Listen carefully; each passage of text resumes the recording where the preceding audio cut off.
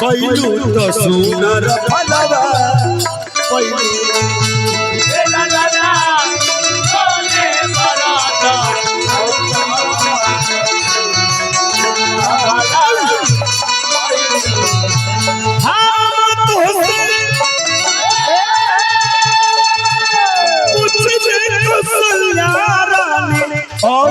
रस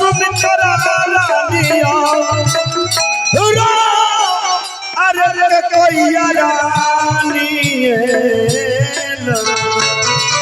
ये ला अरे रतिया से सुनर फलवा पवनू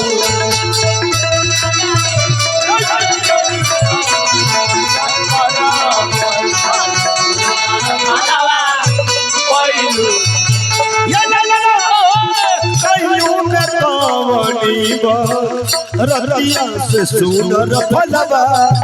पवनू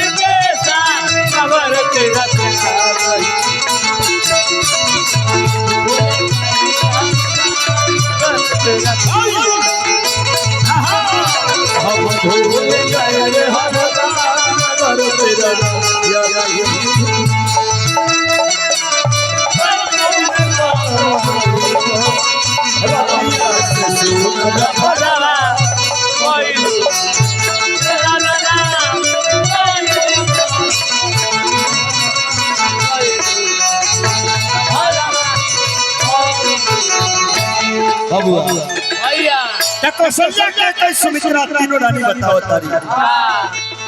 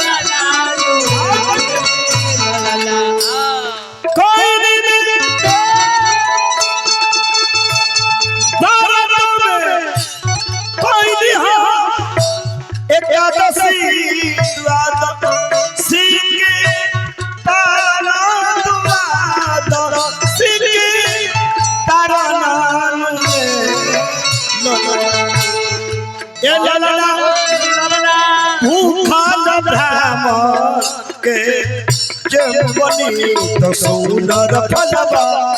पवनू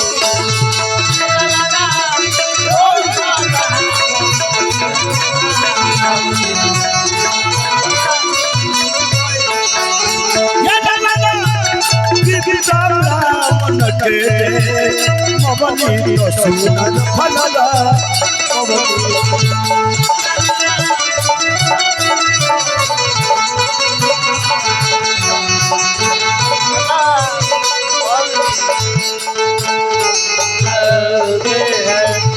कुछ दूर चलते हैं घर से निकलते कुछ दूर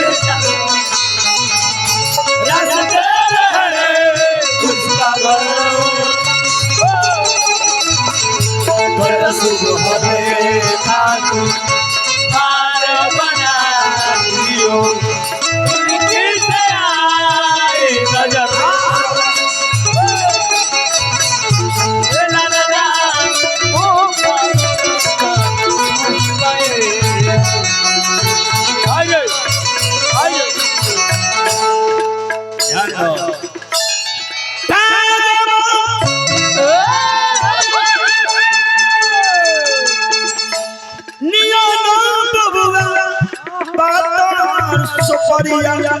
ऐसा झूराहुर सपरिया ऐसा झूराहुर पानावा ओइसरो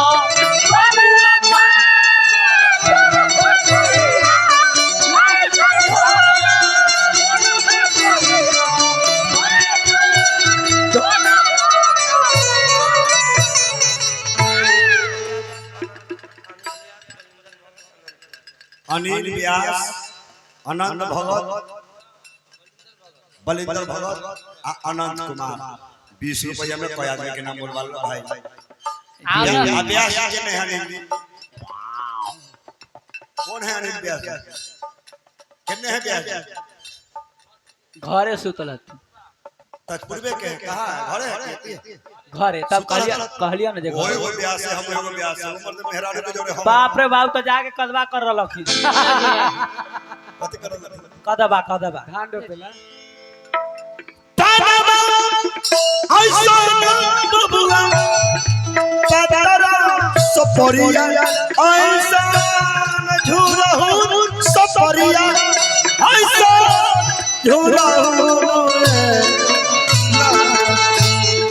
पानावा ओइसरो बबुआ पार बसरिया ओइसरो बसरिया ओइसरो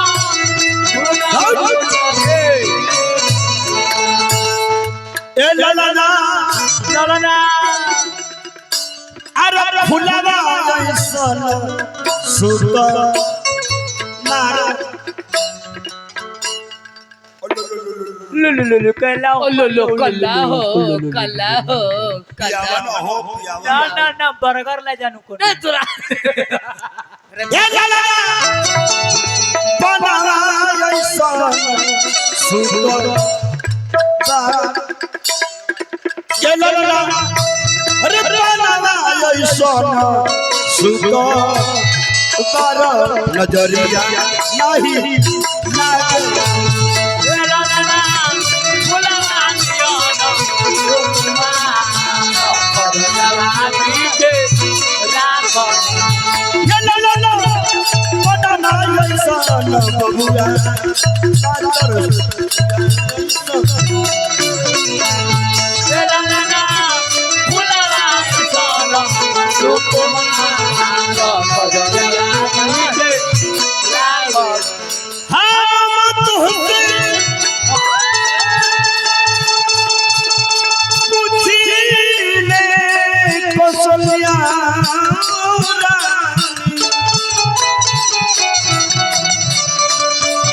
और कौशल्या रानी रो के दैया रानी हो चलना कवानी में कवन रतिया सुन फलवा चलना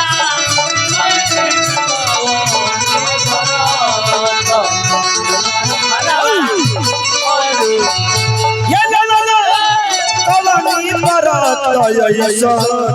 कइलू से सुनर फलवा